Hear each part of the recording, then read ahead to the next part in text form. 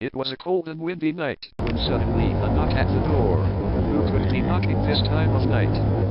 I put on my robe and crossed through to the foyer, the dying embers of last evening's fire lighting my way. I was reminded by the fact that I hadn't been to the beach in a long time. When I reached the door, I caught the faint smell of basil. It lingered in the air like cheap perfume. As the word cheap flickered across my mind's eye, I was taken back to the time when I lived next to Leonard Cohen in Chelsea Hotel. It was my second time moving smack. I went up the knob and woke up in the backseat of Jack Kerouac's car. That was the day that Neil Cassidy impersonated me with an evil space alien. Which was odd, because that was before the time when men could get pregnant. If I only knew then what I know now. Funny the difference 300 years can make. My nocturnal pondering gave way to the reality that someone was indeed rapping at my door. This in itself was rather odd, considering that in this year 2310, one need not knock. My management security surveillance apparatus coupled with my electric scanning should have warned me. Someone had breached the first 3 levels of my security surveillance system. And that was when it happened. My first thought was that they had discovered the plans for the project. Was it possible? And had they found a way to render us Earthside so soon? My mind froze. Could they have developed the technology in such a short time?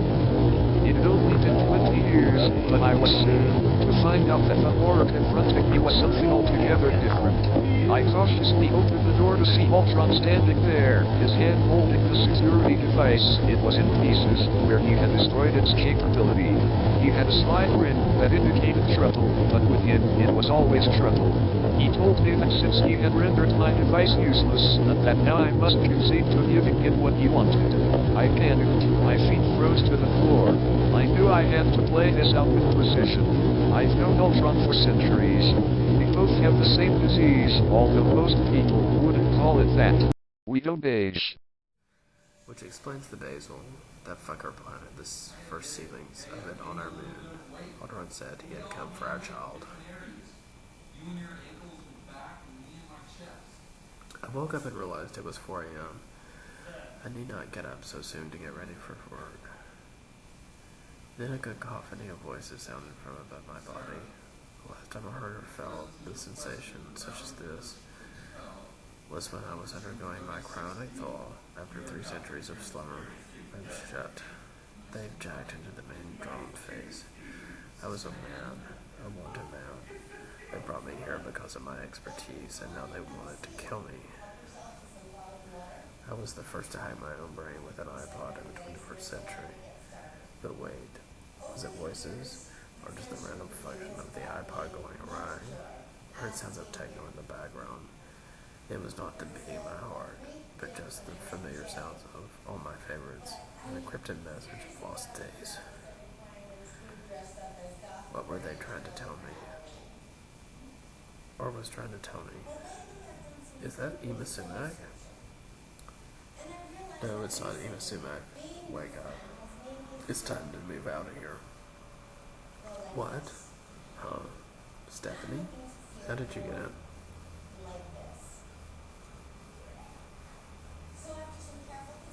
No time for questions, love.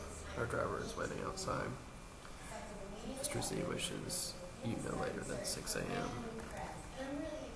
Damn it. I thought out loud. Stephanie was one domineering android. I loosely brushed her aside as I rose in some way annoyed with the arrogance she always displayed when carrying out Mr. Z's orders. She was his, but something about her demeanor seemed out of place for a probot. Let's go, she asserted. We'll miss the jump. I knew she was right, so I gathered up what I needed for the trip. My Z-suit, my Z-kit, all things Z. But I slowed, wondering what this reality truly centered on. She screamed, "Let's go," and pushed me through the airlock into the waiting mini-ship. I can't believe who was floating behind the controls. I looked skeptically at Stephanie, who... What the hell is Ultron doing here? Me and my damn premonitions. Of all the people that I could conjure up, Ultron. I'm beginning to hate these powers. Stephanie looked in my direction, but quickly turned herself towards the open seat next to Ultron. Glanced back at me and told me to sit. Stephanie, I'm not a fucking droid. I sat firmly in the seat behind them, crossing my arms in defiant manner. Great. Mr. Z, Stephanie's bossy ass, and Ultron. Ultron turned to look at me. Listen, I don't like this any better than you. We've been ordered by Mr. Z to do this job. So shall we? I didn't even know what job we were doing, but knew that it was going to be messy. Just do me a favor, will ya? Ultron, get us to Mr. Z and I'll handle the rest. I realized as my thoughts started wandering that I didn't have a clue as to what to say or do next. My trust right. I wasn't even sure which character I was any longer. I'm staring out the window, watching a faint glimmer of lights coming from the oncoming traffic. I brushed the back of my hand across the window to clear the condensation. It was cold and wet. As we start to drift upward, I can feel the tightness against my chest from the bomb strapped to my torso. Another espresso, please. As she walked off, I put my pen back to the paper and pretended to compose prose. Must stop Anne from shaking. Where was Jack? He was late and I was totally chumsy. Where was my damned espresso? Where the hell was Jack? And my Cadillac? I was suddenly inspired. With an eager palpation, I raised the crystal chalice to my lips. Was this the espresso I ordered? Was this the shotgun tour that I'd been shopping for? The life of a junkie freejacker knows no silence. Only the abyss of waiting, wondering, fleeing to the next jump start. Pen to paper, perspiration stinging my eyes.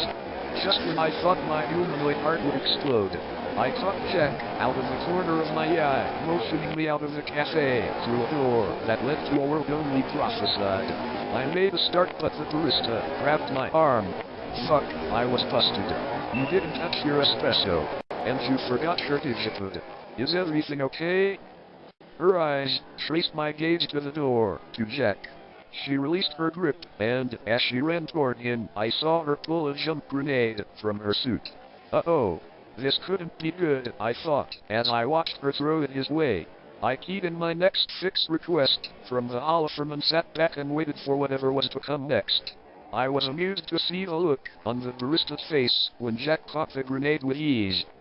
Fucking amateur! As he dropped it into his portable incinerator, who sent you? She runs off, and Jack appears to attempt at catching her, but laughs as she gets away. He comes over to the table and sighs, let her go back and tell him how that went. And she'll be dead by morning anyway. He sits down with me and asks what I've ordered on the Oliver. I could use something right about now. I handed over the Oliver and took a moment to reflect as Jack keyed in his freedom. So much had happened in the past few hours. The Cadillac, Ultron, the barista, Stephanie, and Mr. Z. Then came the long slumber. When I woke, I realized I was being watched. Then the sirens went off, then an explosion, then the smell of sulfur. It was at that moment I asked myself, what the hell is a holoferm? Ultron smiled. Why, of course, the holoferm. You remember that, dear? One of your more famous creations. You simply order what you need pharmacologically speaking via the hologram/teleportation device and voila, it appears. Oh yes. Where did that go? And what happened to Stephanie, that bossy pervot? As I heard the bomb's detonator click into place, the certainty settled in. I could see it in her eyes.